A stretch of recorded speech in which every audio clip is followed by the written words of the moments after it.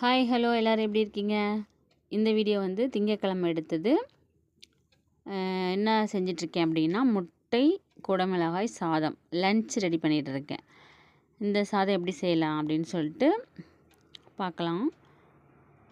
எண்ணெய் ஊற்றி கடுகு, கருவேப்பிலை, வெங்காயம், தக்காளி, குடமிளகாய், இஞ்சி பூண்டு பேஸ்ட்டு, மல்லித்தூள், மிளகாத்தூள், மஞ்சத்தூள், கறி மசால் தூள், கரம் மசாலா தூள். கறி மசால் தூள் வேறு, கரம் மசாலா தூள் வேறு, அதெல்லாம் போட்டுக்கோங்க.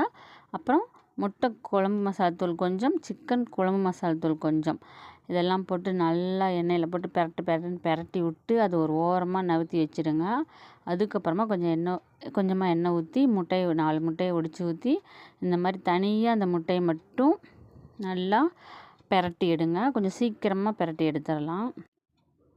அது கொஞ்சம் நல்லா முட்டை கொஞ்சம் நல்லா வெந்து வந்ததுக்கு அப்புறமா கொஞ்சம் உப்பு போட்டுட்டு நல்லா அங்கே ஓரமாக வச்சுருக்கிற அந்த குடமிளகாவோட மிக்ஸையும் நல்லா முட்டையோடு மிக்ஸ் பண்ணி நல்லா கிண்டி விட்டுட்டே இருங்க.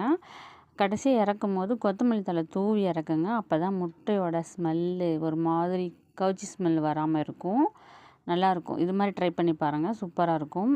காலையில் விறுவிறுப்பாக பரபரப்பாக ஒரு அடுப்பில் சாப்பாடு, ஒரு அடுப்பில் சுடு தண்ணி, ஒரு அடுப்பில் பால், ஒரு அடுப்பில் முட்டை சாதம், இப்படியும் பரபரப்பாக செஞ்சிட்ருக்கணும். இருக்கிறது 2 அடுப்பு. ஒன்று எடுத்து கீழே வச்சுட்டு இன்னொன்று வைக்கணும், ஒன்று எடுத்து அதை அங்கே வச்சுட்டு இங்கே வைக்கணும், இப்படியே மாற்றி மாற்றி பண்ணிகிட்ருக்கணும். ஒரே பரபரப்பு தான், செம்மையாக இருக்கும் காலையில்.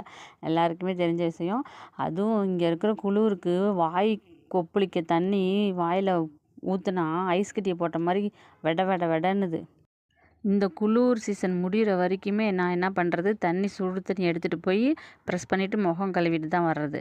அப்படி ஒரு குளிர் தாங்க முடியல. ஓகே, பாய்.